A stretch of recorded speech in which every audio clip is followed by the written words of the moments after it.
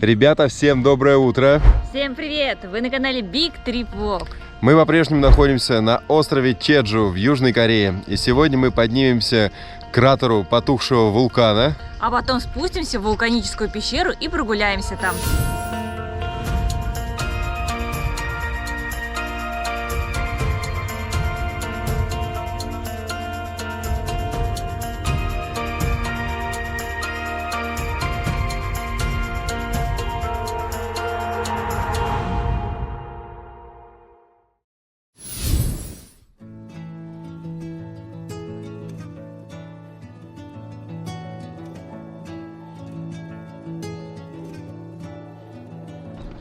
Сейчас время начала 8 утра, и мы приехали к вершине, которая называется Сансан Ильчульбон, или в переводе «Пик восхода солнца». Здесь очень красиво, мы только сюда вошли, и знаете, такие виды, как будто бы ты находишься не где-нибудь в Корее, а где-то там в Исландии, в Ирландии или в Шотландии. Огромная гора с видом на море, это невероятно. Сейчас будем подниматься на самый верх.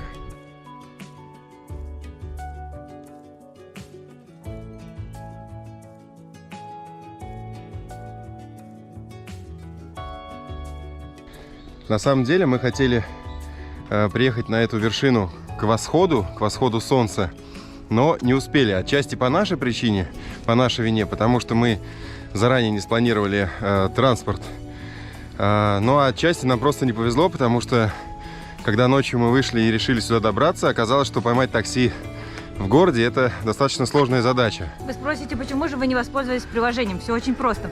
Для приложения теперь нужен местный номер телефона, а мы не покупали сим-карту. Да, поэтому машин на дорогах просто не было, были пустые улицы, и нам пришлось очень долго ждать первый автобус. И поэтому... Тем не менее, мы любовались восходом солнца прямо на остановке. Солнце было огромное, красное. Я думаю, что даже на видео этого мы не смогли бы передать, потому что красота была, просто несусветная какая-то. Поэтому сейчас уже поднимаемся в начале 8-го, но все равно надеемся увидеть красивые виды, открывающиеся сверху. Надеемся увидеть наверху кратер потухшего вулкана. По крайней мере, погода очень хорошая.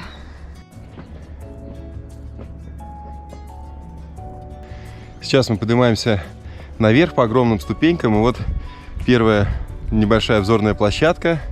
Можно даже этот бинокль рассмотреть какие-то виды, но это лишь самая первая вершина. Надо сказать, что пока вы поднимаетесь, есть очень много скамеечек, площадок, где можно отдохнуть. Поэтому все сделано с удобствами, с комфортом. И подъем в целом не должен быть сложный и не должен занять больше 30 минут.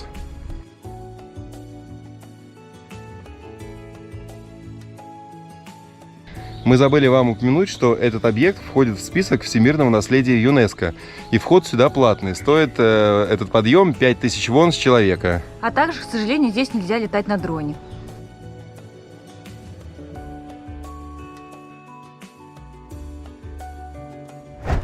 Во время всего подъема, конечно, вас окружают просто сумасшедшие виды.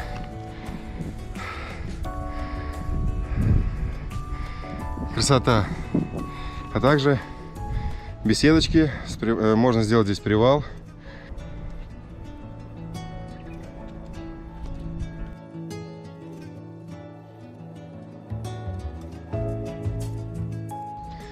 Все, друзья, мы на вершине. По нашим подсчетам, минут 20-25, наверное, занял у нас весь путь. Совсем несложно сюда подниматься. Людей сейчас не так много, хотя все писали, что очень много местных здесь, не протолкнуться.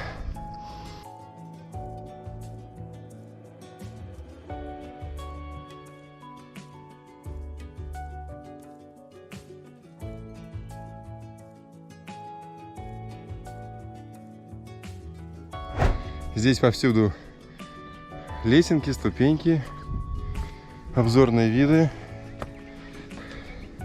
Но если смотреть не в сторону города по солнцу, а наоборот смотреть в сторону солнца, то здесь мы увидим огромное зеленое поле.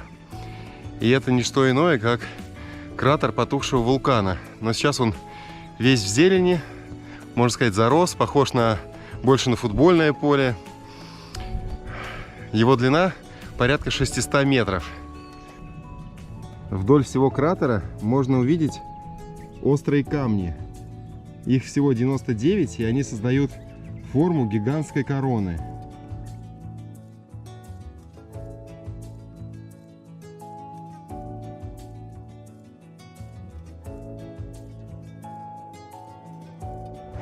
С вершины открывается красивый вид на весь остров, но единственное, наверное, что мне не понравилось, то что было много забора и негде было фотографироваться.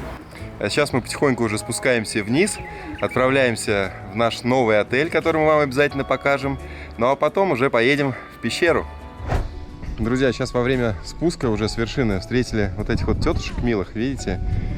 Они идут в гидрокостюмах, скоро они наденут маски и будут глубоко-глубоко нырять. Этих женщин-ныряльщиц здесь называют хэньо.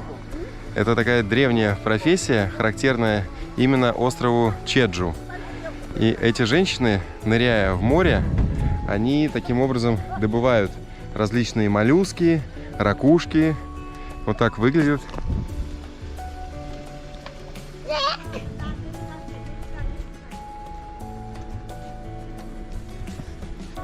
Эти женщины почти все в возрасте, им за 50. Вот они такие тяжести таскают, чтобы тоже погрузиться в воду. И таким способом они зарабатывают на жизнь. Вот такой вот интересный факт о женщинах-ныряльщицах, которых называют хэньо. Hello. Сейчас мы уже подходим к месту нашего проживания. Вот справа здание большое. Это зона ресторана, а прямо это вот главный корпус, в котором мы, собственно говоря, и живем. Если посмотреть назад, то здесь мы можем увидеть море, друзья. И очень-очень красивую живописную дорогу. Но я думаю, еще с дрона сверху покажу вам эти кадры волшебные. Ну и начнем, пожалуй, мы наш обзор именно с завтрака, на который мы как раз успели приехать. А уже потом Томочка покажет и главный корпус, покажет и наш номер. В качестве завтрака у нас шведский стол. Есть различные тосты, конфеты, масло.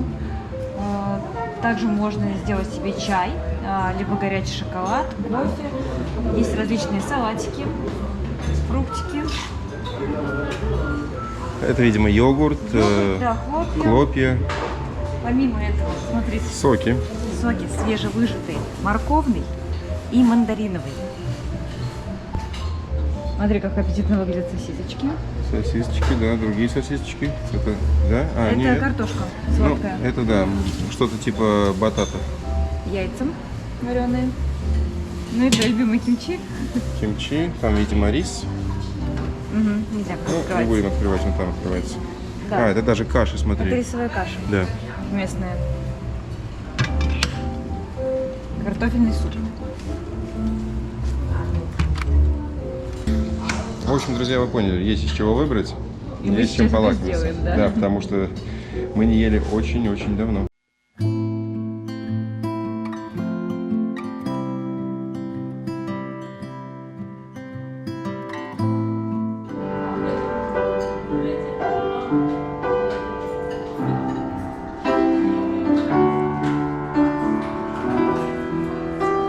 В кафе есть пианино, и любой желающий может подойти к нему и сыграть какую-нибудь мелодию. Пока мы набирали себе завтрак, один из сотрудников нашего отеля подошел к этому пианино и сыграл красивую мелодию. Поэтому, друзья, завтрак — это не только пища для желудка, но еще и эстетическое удовольствие и пища для чего? Для ума.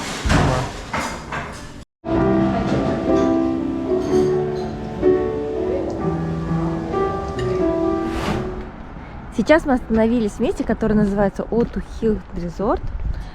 Мы переехали в другую часть острова, где хотим посмотреть другие интересные достопримечательности. Наше место необычное. Во-первых, оно располагается на берегу моря, а во-вторых, здесь проходят различные сессии йоги, медитации, оздоровительные процедуры. Также здесь есть трекинги. Вот, например, сейчас как раз-таки часть отдыхающих вернулась с трекингом. Вдоль нашего резорта растут пальмы. Сам отель — это 5-этажное здание, в котором находятся уютные номера разного типа. Также отдельно можно заказать трансфер, если вы из аэропорта едете прямо в этот отель.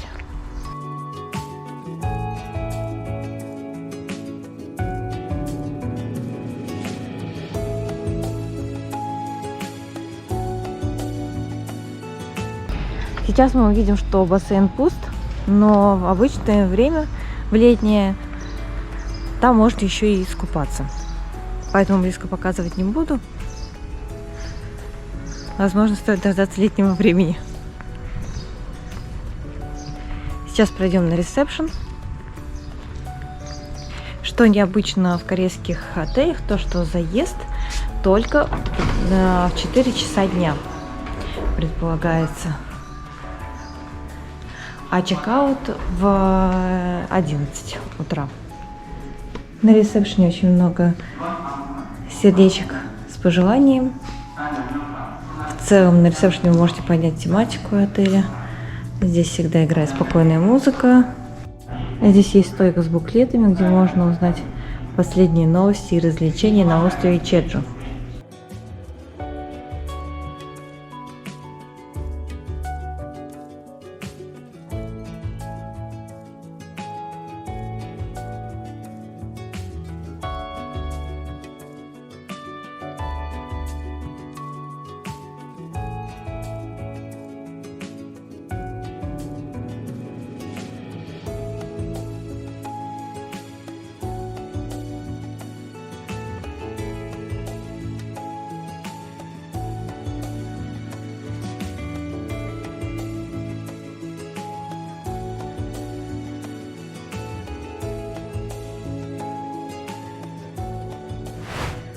Пройдем в наш номер.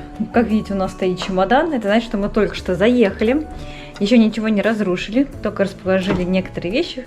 Здесь есть удобный шкафчик, где можно и сумочку оставить, и обувь. Ну, не будем заострять на этом внимание. Находится у нас также здесь кухонный уголок, где можно приготовить себе что-нибудь вкусненькое, потому что есть плита, но, правда, из главной посуды есть только кастрюлька, то есть сковородок нету, поэтому что-то простое можно сделать. Также есть столовые приборы, все необходимые. Есть моющее средство, которым можно пользоваться и мыть посуду. Различные тарелки и для супа, и для второго, кружки, стаканы. Очень много шкафчиков, поэтому можно даже остановиться на какое-то длительное время. Есть холодильник, отлично работающий. Мы даже уже расположили продукты туда, которые купили перед заездом. 2 кровати. Количество кровати зависит от выбранного типа номера. Есть шкафчик, где можно оставить все свои вещи. Вполне удобный, кондиционер вертикальный. Они здесь очень популярны в Корее. Есть телевизор, 2 рабочих стола. Также, помимо этого, здесь тоже шикарно работает Wi-Fi. Это расписание. Также нам здесь оставили печеньки с различными вкусами, кофе, меню, если вдруг вы решите пойти здесь в ресторан, зеркало и много полотенчиков. Как маленькие, фен у нас еще есть, большие полотенца. Если вдруг вам нужно поменять полотенце, то необходимо оставить их вот в этой корзине. Это по их условиям. Отель очень экологичный, поэтому есть некоторые свои особенности и правила. Также у нас в душевой есть огромное зеркало, унитаз с управлением, раковина, как обычно, душ. И что еще мне нравится, это то, что всегда в корейских отелях есть и шампунь, и гель для душа. Вы скажете, что обычного, но на Филиппинах так было не всегда. Так, прошлись по комнате, но давайте покажу вам еще главную фишку нашего номера. Это терраса, очень просторная, где Кирилл у нас сейчас отдыхает. Здравствуйте. Здравствуйте. Добро пожаловать на просторный балкончик с видом, между прочим, на море. Вообще, насколько я знаю, в этом месте 36 номеров, все они с таким шикарным видом, как здесь называют это Ocean View. Вид на море, на красивые ветряки. Также здесь еще находится ресторан, где можно позавтракать, поужинать.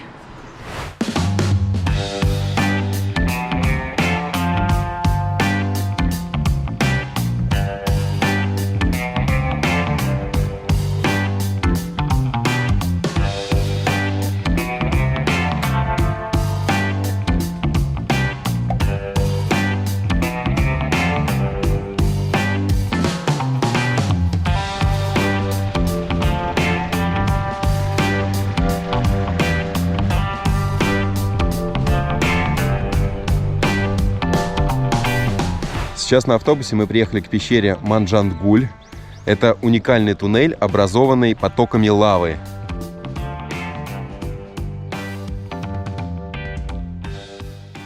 Сейчас покупаем билеты в эту пещеру. Как всегда, оплачиваем по карте. Стоимость 4000 вон за один билет. Начинаем наш спуск в туннель. Общая длина этой пещеры порядка 13 километров, но для туристов доступен 1 километр пути.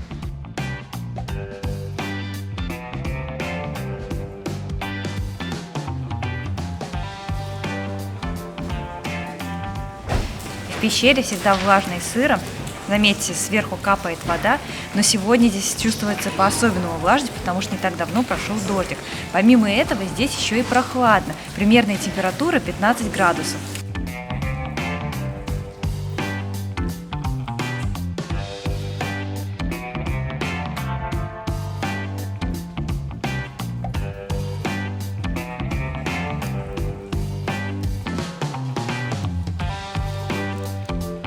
На самом деле эта пещера действительно выглядит как огромный туннель, немного похож на метро по своей широте, высоте, только под ногами постоянно неровности. Глыбы из вулканической лавы, похожие немножко на грязь, но они очень плотные.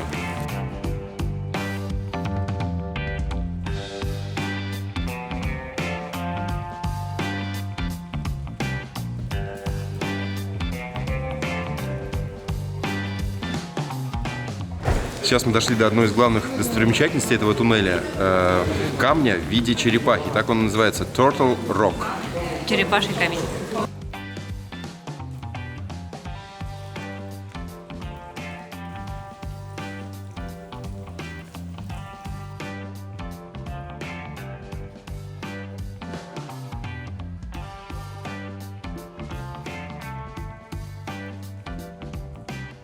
Это одна из самых больших пещер, в которых мы когда-либо были. Но лично мне не хватает, знаете, каких-то интересных фишек, которых мы видели в других пещерах. Там, например, знаете, озеро какое-то или как соляная пещера в Колумбии. Я знаю, да, что это вулканическая пещера, это, наверное, ее главная фишка. Но, как по мне, вот я сейчас промокла, ноги мокрые, потому что здесь очень много воды. В целом прогуляться, возможно, стоит, потому что как бы и цена недорогая, 250 рублей, и какие-то камни ты видишь интересные, ну и сознание того, что это все-таки сделано из вулкана, оно, конечно же, потрясает, потому что, представляете, это какое чудо природы, 13 километров, огромный тоннель, похожий, наверное, даже немножечко на подземку. В общем, возможно, это интересно, но для особых любителей. Как для меня, ну, может быть, я бы и пропустила эту достопримечательность.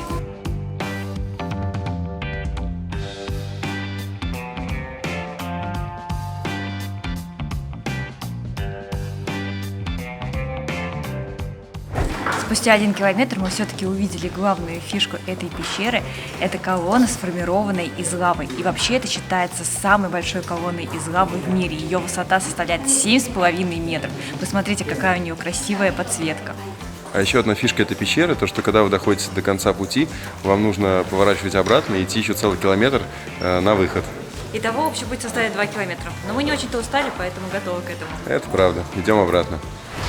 Достаточно быстро мы выбрались наружу, оказались возле фонтана с колонной, которую мы только что видели в пещере. А еще забыли вам упомянуть, что эта пещера, этот туннель входит в список всемирного наследия ЮНЕСКО.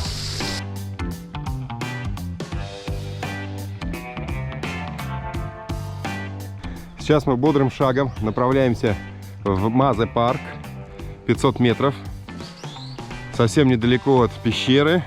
И идем мы пешочком, как вы видите. К сожалению, тротуара здесь нет, но мы надеемся, все будет в порядке.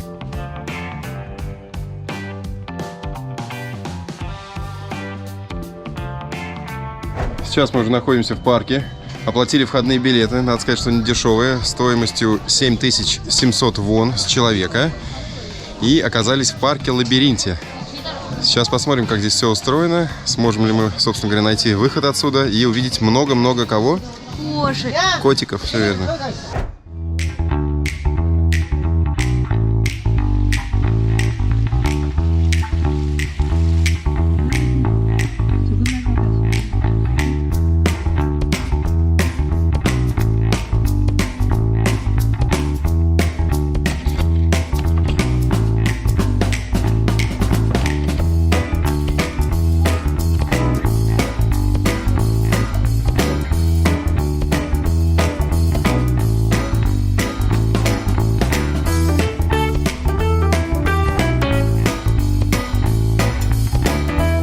В самом начале парка мы видим большую игровую зону. Вот Томочка даже прокатилась на неком транспортном средстве, которым надо управлять ногами с помощью вращения вправо-влево. Как тебе? Я не люблю всякие такие штучки, ну, типа, знаете, на велосипеде кататься, вот на этой штуке, которые требуют какого-то физического усилия. Ну, на самом деле, первый раз такое видели, такое средство передвижения. Любопытно. Заходим сейчас в лабиринт, главная достопримечательность этого парка, ради которой мы сюда приехали. На входе нам дали карту, сейчас пытаемся составить маршрут пути, потому что лабиринт действительно большой. А у нас еще и проблема с геолокацией различные, поэтому да, нарисовали. С ориентированием по местности проблемы. Мы здесь находимся и сейчас пойдем. Наша точка, вот одна из главных, это вот колокол, в который надо будет позвонить, если мы дойдем до него. Надеюсь, что дойдем. Погнали.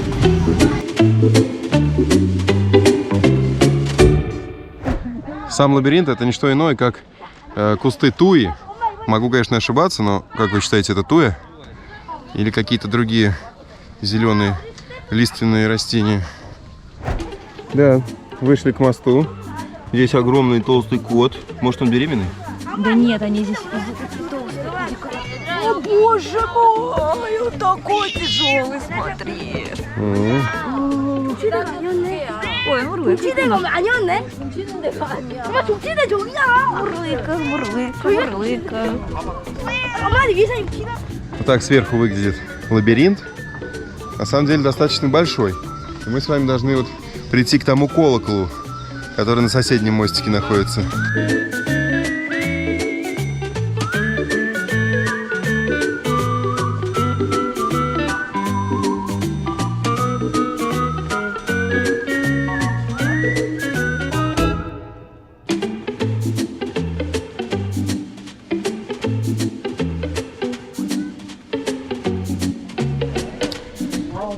Ну, достаточно быстро мы разобрались со всем. И вот колокол. Можешь в него позвонить, пожалуйста.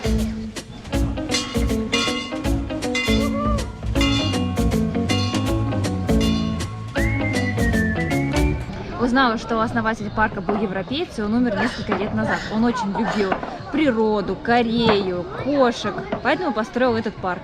Ну и сюда, наверное, лучше приходить с детьми, проводить некий такой семейный досуг, потому что много развлечений на детскую тематику, какие-то конкурсы, несложные лабиринты, поэтому приезжайте. Горки тоже есть очень интересные. Мы выбрали эту локацию, потому что она находится недалеко от пещеры.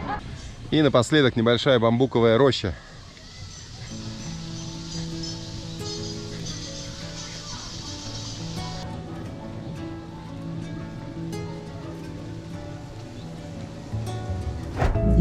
얘기를 못 들었거든요. 외국인이 들어와서 놀랐는데 얘기를 못 들었는데 이렇게 촬영까지 한다니까 제가 조금 놀라서 호흡을 잠시 멈추면 우리 안에서 그 움직임이 몸에서 거의 일어나지 않아요. Сейчас у нас была медитация, проходит в этом комплексе 2 раза в день. Я не стала снимать много, потому что корейцы смущаются, когда их снимают, а они попадают в кадр, поэтому показала вам совсем малюсенький фрагмент. Состояла из 2 частей. Первая часть была такая телесная. Я новичок в медитации, я была на йоге, там иногда у нас бывала медитация. Это что-то для меня совершенно новое. Интересный был эксперимент.